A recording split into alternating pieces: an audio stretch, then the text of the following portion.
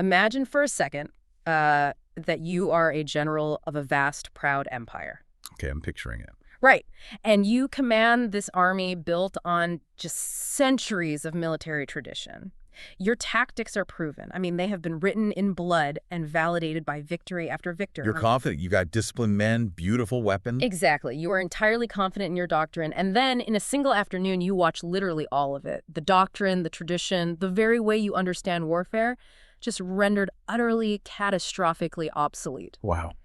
It's a slaughter so complete, it permanently shifts the balance of global power. Yeah, it really is one of those rare moments where history just pivots on a dime. We are looking at a true revolution in military affairs here. And it wasn't just a physical weapon, right? No, not at all. And I think what makes this so compelling is that the revolution wasn't just a physical piece of wood and steel.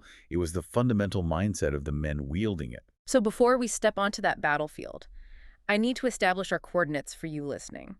Today's deep dive is built on a profound, incredibly detailed research study by Mick Prichter at battlefieldtravels.com. And we are incredibly fortunate to have this source. Because Prichter didn't just, read a few secondary histories and summarize them. Right. The methodology is kind of insane. It really is. This work draws heavily upon primary source documents, like actual drill manuals translated from their original German, plus firsthand physical exploration of the battlefield itself. And he uses GIS terrain analysis too, right, to reconstruct exactly what happened on that day in 1866. Exactly. The methodology is just staggering. By integrating the geographic reality with the written doctrine, it allows us to view the battle not just from the grand strategic map in a general's tent, but from the terrifying eye level of the individual rifleman lying in the dirt. And that is exactly our mission today. We are exploring the Austro-Prussian War, which is often called the 7 Weeks' War. We're going to compare two radically different firearms. You have the beautifully crafted Austrian Lorenz and the clumsy but revolutionary Prussian Dracé. The needle gun, right? Right. And most importantly, we are going to unpack how the Prussian philosophy of Auftragstaktik, or mission command, basically systematically dismantled the rigid marching Austrian storm columns. It is the ultimate confrontation, really, between a military institution fighting the last war and one that has fundamentally redesigned itself from the ground up for the next one. Okay, so let's unpack this. Because to truly understand the shock of this technological revolution, we first need to grasp the massive geopolitical stage it played out on. Which is huge. Right, so we are talking about July 1866. Prussia is mobilizing against the Austrian Empire. And if you look at a map from the 1860s, the Austrian Empire is an absolute titan. Oh, yeah. It has double the population of Prussia. Double. Yeah, double. It has immense wealth, immense prestige, and a massive standing army. So Prussia taking on Austria looks, on paper anyway, like a massive But I think overreach. they're completely out of their league. Exactly. If you are looking strictly at raw demographics, Prussia is absolutely the underdog.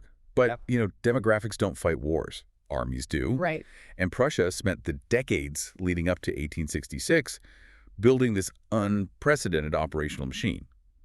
They realized that to beat a larger opponent, they couldn't just fight harder. They had to fight faster. They had to outpace them. Yes, they integrated the Industrial Revolution directly into the nervous system of their military planning. Which means military railways and modern telegraph systems. But I actually want to pause here because it is so easy to just say telegraphs and move on. Sure. How does a telegraph actually help a commanding general in 1866? I mean, he's not texting his brigade commanders in real time while bullets are flying, right? Right, no, that is a critical distinction. The telegraph and the railway were strategic tools, not tactical ones. Think about the logistical nightmare of moving 250,000 men. It's mind-boggling. Before the railway, an army marched at the speed of a man's boots, maybe 15 miles a day. And they're consuming absolute mountains of food as they go. Right, stripping the countryside bare. Exactly. But the Prussians, under Field Marshal Helmuth von Moltke, created a dedicated railway section within their general staff. Really? A dedicated section just for trains? Yes. They mapped out every single locomotive, every length of track, every loading platform in the country. And they used the telegraph to coordinate timetables across the entire nation. Wow, so it's all synchronized. Right, ensuring that tens of thousands of men, plus their horses, plus their artillery, could all be concentrated at specific railheads simultaneously. And Moltke himself is a fascinating figure in all this. He's operating with this highly professional general staff. Very professional. These officers were graduates of the Allgemeine Kriegsschule, the Prussian War College. They studied under the doctrines of Karl von Clausewitz. I mean, they weren't just aristocrats who bought a commission and liked playing soldier. Not at all. They were professional, obsessive war planners. Their entire peacetime existence was devoted to wargaming and logistical planning. And all of that mathematical industrial planning culminates in the convergence on Königgrätz. Right. Moltke sets in motion a maneuver the Germans call a Kesselschlacht, a battle of encirclement, or literally translated, a cauldron battle. A cauldron. I like that. To achieve this, Moltke splits his forces into 3 separate armies. You've got the LB Army, the First Army, and the Second Army. Together, they total roughly 285,000 men. Which is a massive force to try and coordinate. Huge, and he sends them on completely separate routes. They're marching toward the Austrian positions from the west, the northwest, and the north. It is a massive gamble. Oh, absolutely. Because if the Austrians attack one of those armies before the other 2 arrive, the Prussians could be destroyed piece by piece. But Moltke is banking on that synchronization. He famously said, "March divided, strike united." Yeah. He is using the telegraph network to ensure these 3 massive columns are closing in like a vice. And waiting for them in that vice is the Austrian Army of the North. About 240,000 men commanded by General Ludwig von Benedek. Benedict knows the Prussians are coming, obviously. Right, and he establishes what appears to be a phenomenal defensive anchor. He positions his troops along the Bistritz River, he utilizes the dense Svib forest, and he anchors his center on the high ground around a village called Klim. And to a commander raised in the 19th century, looking through a spyglass, it is an impregnable fortress of terrain. It looks perfect. And yet, when the jaws of that vice finally snap shut on the evening of July 3rd, the Austrian army is driven from that impregnable position. They are almost entirely surrounded and effectively shattered as a fighting force. It's just devastating. The casualty numbers from that single day are staggering. In roughly 12 hours of fighting, the Austrians suffer approximately 44,000 men killed, wounded, or captured. 44,000. In 12 hours. 44,000. And the Prussians, they lose fewer than 10,000. That ratio is just a strategic earthquake. It permanently shifts the balance of power in Central Europe away from Vienna and directly to Berlin. And what's wild is that the Austro-Prussian War lasted a total of 7 weeks. That's it? Yeah, the whole war. But the decisive clash at Königgrätz was over in a single afternoon. It's as if Moltke orchestrated a massive, perfectly timed flanking maneuver of entire armadas on a grand strategic map. I mean, he replaced the slow, grinding marches of the Napoleonic era with this synchronized, mechanized precision. He did. But, getting the men to the field is only half the equation. Right. Moltke's brilliant railway schedules put the Prussian armies in the right place at the right time.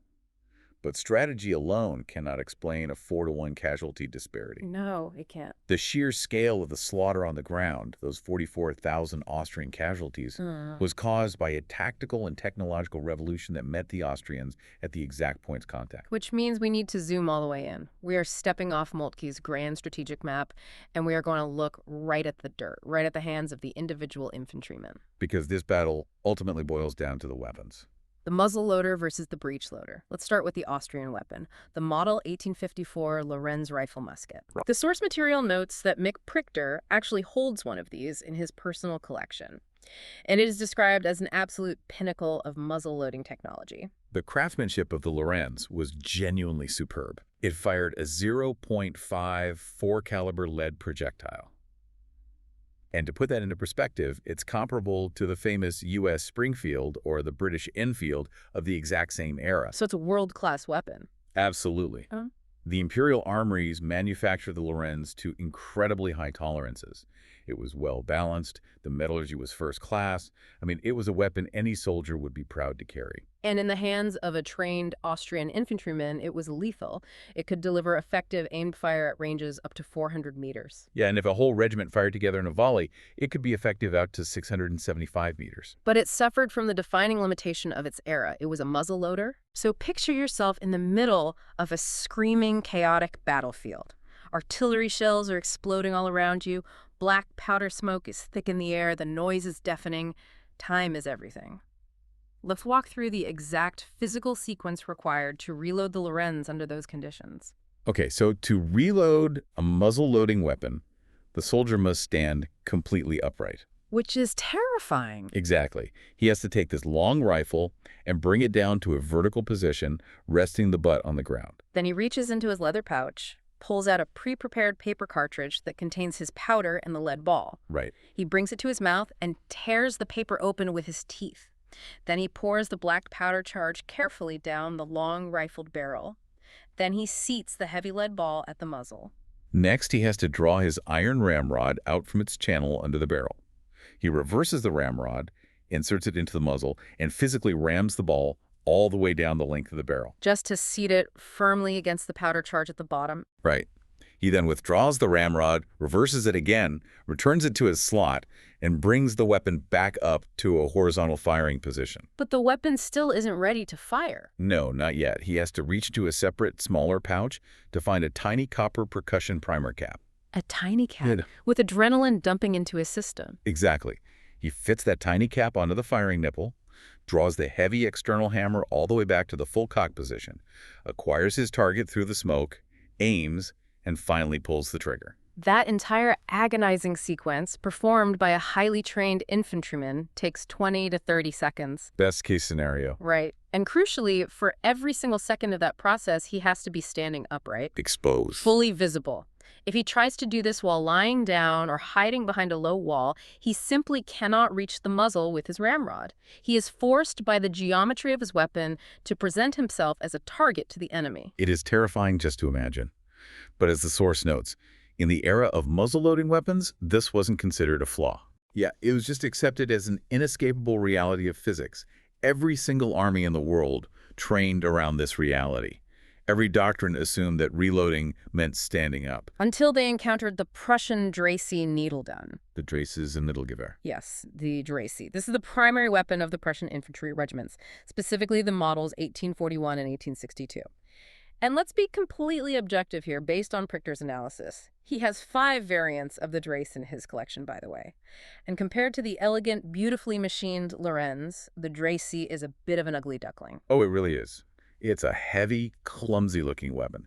It's a bolt-action breech-loading rifle. And by the time the armies clashed at Königgrätz in 1866, the Drace design had actually been in service for 25 years. So it wasn't some brand new prototype. No, not at all. And it had some serious, well-documented flaws. Major flaws. The breech mechanism where the bolt locks into the barrel didn't seal properly. So when a Prussian soldier pulled the trigger, it often leaked hot, expanding powder gas right back into his face. Yeah, you'd get gas burns. And the firing mechanism relied on this long, fragile needle to pierce the paper cartridge and strike the primer inside. That needle was notorious for snapping under the stress of sustained combat. Very fragile. And on top of all that, its ballistics were inferior. Beyond about 200 meters, it was significantly less accurate than the Austrian Lorenz. The muzzle velocity tells the story there. The Drace fired at only 295 meters per second, compared to the Lorenz at 373 meters per second. Wow, big difference. Massive. The Austrian gun hit harder, further, and with much greater precision. Okay, let's unpack this. Why would any sane military hierarchy adopt a rifle that leaks hot gas into the soldier's eyes, breaks constantly in the field, and has half the accurate range of its rival? Right. It sounds crazy. But it's because the tactical advantage of his firing mechanism was simply too staggering to ignore. Okay. The Drace functioned using a simple bolt action. It was locked by a camming action against a conical breech. Okay, so a bolt action. Yes. It fired a self-contained paper cartridge that held the black powder, a wooden sabot, the bullet, and the primer, all wrapped in one single unit. Oh, everything in one package. Exactly. When the soldier pulled the trigger, the long needle of the bolt pierced the back of the paper, traveled through the powder charge, and struck the primer embedded in the base of the sabot. So there are no separate percussion caps to fumble with. None. No tearing paper with your teeth, no pouring powder down a barrel. Exactly.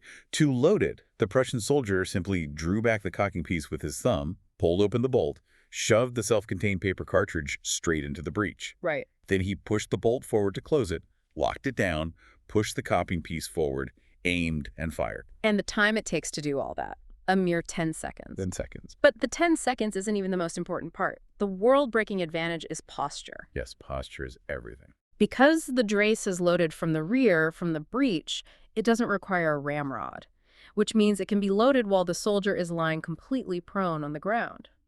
A trained Prussian infantryman could fire 5 to 6 aimed rounds per minute entirely from behind cover. That's incredible. He could be pressed flat behind a log, hiding in a ditch, or lying in a shallow depression in the earth, barely exposing his head while laying down continuous fire. And that single mechanical reality invalidated 2 centuries of infantry tactics overnight. Completely. But you have to remember, a weapon is only as effective as the doctrine that commands it. Right. If you hand a soldier a modern machine gun but order him to hold it by the barrel and swing it like a baseball bat, it's useless. Exactly. So we have to look at the minds of the men giving the orders. How did Austria plan to use their beautifully crafted, slow-firing, long-range muzzle loaders against the Prussians? To understand the Austrian mindset, we have to trace the lineage of their shock tactics, which were known as Stoss tactics. Shock tactics. Yes. When we look at the Austrian commanders ordering men to march upright into rapid fire, it looks in hindsight like absolute suicide. It really does. But they were highly experienced professionals acting rationally based on what they believed to be true. Right. This doctrine traces its roots directly back to the Napoleonic Wars. The theory revolves around sheer mass. Mass and momentum. You arrange your men in dense, compact columns. You advance rapidly across the battlefield. You fully accept that you are going to take casualties as you march through the enemy's field of fire. It's baked into the plan. Right. But you rely on the physics of mass and velocity. You use that dense block of humanity to deliver a shattering bayonet charge that physically and psychologically crushes the enemy line. It was a brutal calculus. It was expensive in blood, but it had worked. It had broken armies across Europe. Right. But the crucial piece of the psychological puzzle, the event that truly cemented this doctrine for the Austrians, was the Italian War of 1859. Specifically, the Battle of Solferino. Yes. Put yourself on that battlefield. Solferino was a massive, chaotic clash against the French.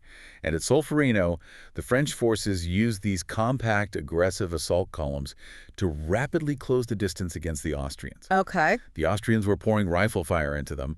The French columns were taking horrific, bleeding casualties. But they didn't stop.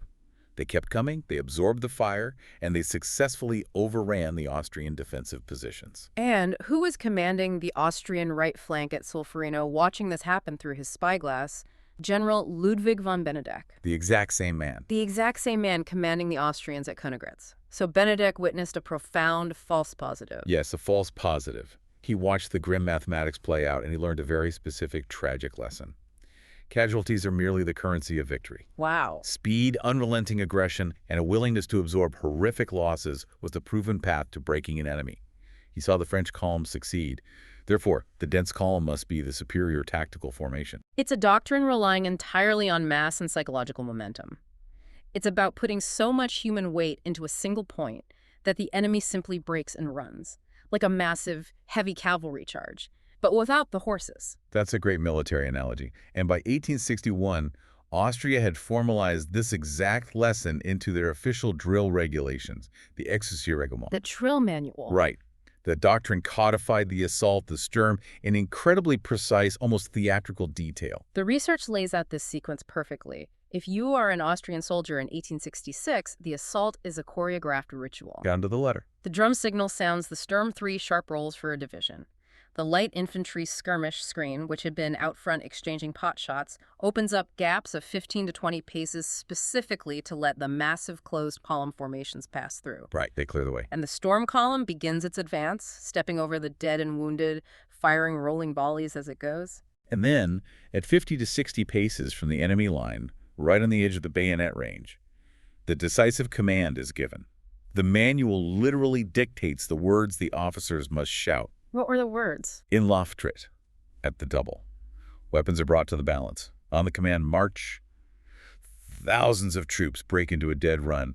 And then at the final, terrifying moment, fällt das Bayonet, lower bayonets. And the regulations specify that the assault is to be pressed home at Ungestüm, with violence, with impetuosity. The entire military culture believed that sheer forward momentum would overcome enemy firepower. But maintaining a dense formation of thousands of men running at a sprint requires strict, unyielding, centralized control. If even one company stops to take cover or reload, the momentum of the entire mass breaks. Exactly, the whole thing falls apart. And this is where the Austrian system forged its own trap. The 1861 regulations placed severe explicit limitations on Austrian officers. Very severe. There was a concept in the military called persönliche Anschauungsweise, which means personal appreciation of the situation or independent judgment. But the Austrian manual stated it was only permitted in extremely rare, isolated circumstances, like if a company was completely cut off behind enemy lines. It was the absolute exception, not the rule. The doctrine actively warned against any fragmentation of forces. They wanted the army to operate like one giant, unified fist controlled by the general. No dispersed tactics, no lateral coordination between units without direct orders from above. Which means that if an Austrian captain leading his men into the guns saw a perfectly good ditch on his flank that could provide cover, he was doctrinally forbidden from moving his men into it. He'd have to send a runner to his colonel, Who might have to send a runner to a general and wait for permission to alter the plan. which is completely paralyzing. It's suicide. And the contrast here is just staggering, because while Austria was demanding blind, clustered, centralized obedience, Prussia was training its soldiers to do the exact opposite. This brings us to the invisible weapon the Prussians brought to Königgrätz, a revolutionary command philosophy known as Auftragstaktik. Here's where it gets really interesting. Because this philosophy, this mission command, evolved directly alongside the Dracing needle gun. As the source points out, a dispersed line of infantry lying prone behind cover presents a fundamentally different command problem than a dense standing storm column. If we connect this to the bigger picture, traditional centralized command fails entirely when your troops are scattered and lying in the dirt. Right. Think about the physical environment. A colonel sitting on a horse 50 yards back cannot see his men through the thick, choking black powder smoke. He's blind. He cannot direct them by waving a sword. His voice commands cannot be heard over the continuous din of rapid rifle fire. The physical control that held the Austrian columns together simply evaporates when men take cover. The Prussians realized they couldn't micromanage a modern battlefield, so instead of trying to tighten control, they institutionalized initiative. They baked it into their military DNA. Yes, they did. Richter points us to the 1847 Prussian regulations, written nearly 2 decades before Königgrätz. The language in those 1847 regulations is extraordinary. It explicitly addresses the individual rifleman. Not just the officers. No, the individual soldier. The text uses the word Entschluss, meaning volitional decision. The individual skirmisher is expected to make his own decisions under fire. Wow. The manual explicitly states that developing a soldier's Beurteilungsvermögen, his capacity for independent judgment, is the absolute duty of every superior officer. They are ordering their men to think for themselves. It says right in the manual that cunning, boldness, and self-reliance must be a soldier's own qualities. There is absolutely no equivalent passage in the Austrian 1861 regulations. And this trust scales all the way up the chain of command. At the company level, Prussian officers were granted Selbstständige Führung independent command. So they were trusted. Absolutely. Right. The commander gives an objective, the Auftrag, and trusts his subordinates to figure out how to achieve it and to coordinate laterally with other companies without waiting for permission. I'm trying to picture this on the ground. I mean, if I am a Prussian general and I have thousands of guys spread out in the woods, no radios, the smoke is blinding. If you tell every 20-year-old lieutenant to just use his judgment, how does the army not instantly dissolve into a chaotic mob doing 50 different things? How do you maintain any kind of cohesion? It's the logical puzzle of decentralized warfare, and it's the exact fear that kept the Austrians centralized.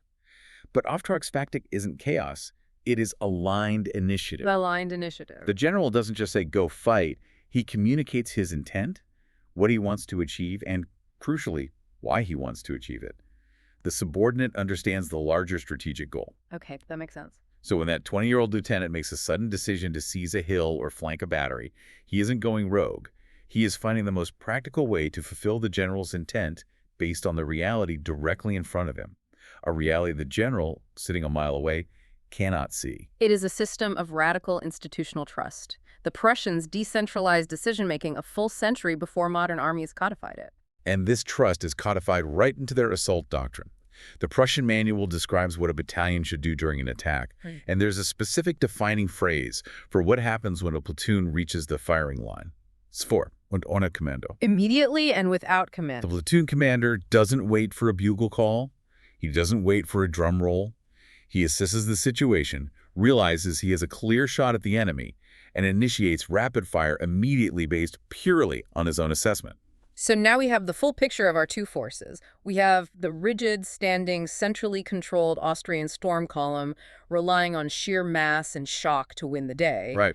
And we have the dispersed, prone, decentralized Prussian riflemen empowered to act independently and armed with rapid-firing breech loaders. Which brings us to the actual collision on the rolling fields of Königgrätz on July 3, 1866.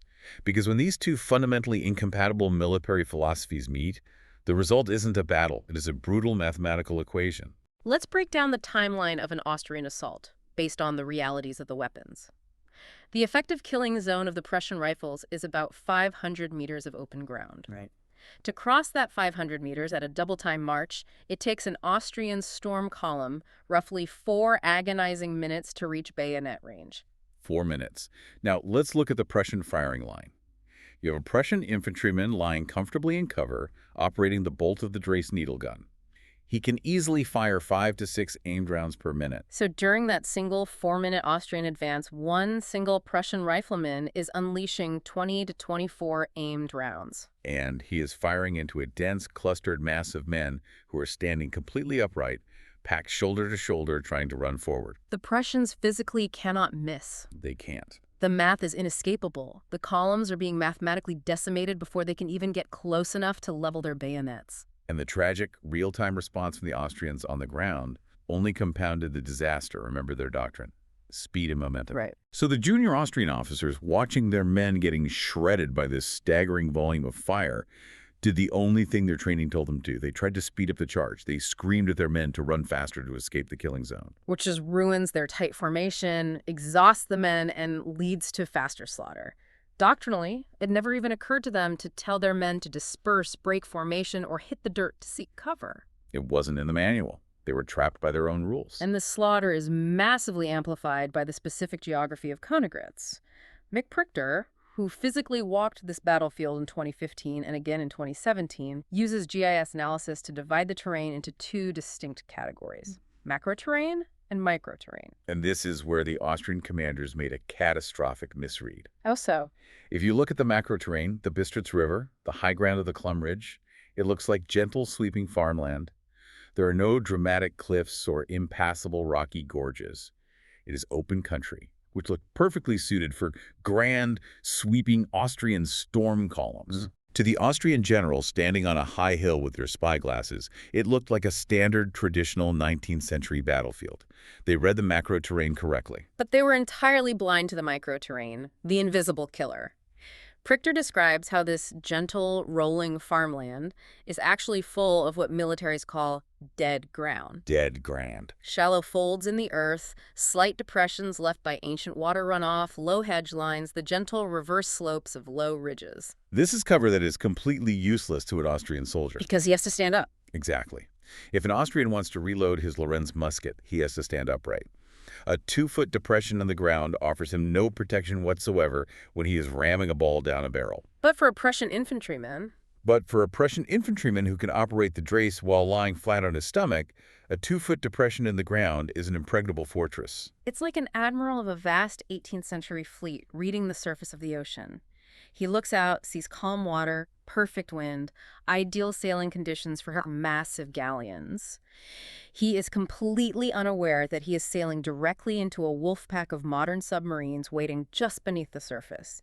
He read the ocean perfectly, but his doctrine completely blinded him to the threat hidden underneath. There's a phenomenal way to conceptualize it. The psychology of the Austrian commanders is so tragic here. They weren't foolish, and they weren't incompetent. They just didn't understand what they were looking at. Right. Their mental models, their internal pattern library formed at Solferino and reinforced by their drill manuals, simply didn't possess a template for an invisible enemy firing 5 rounds a minute from the mud. They were looking for massive blocks of men in bright blue uniforms.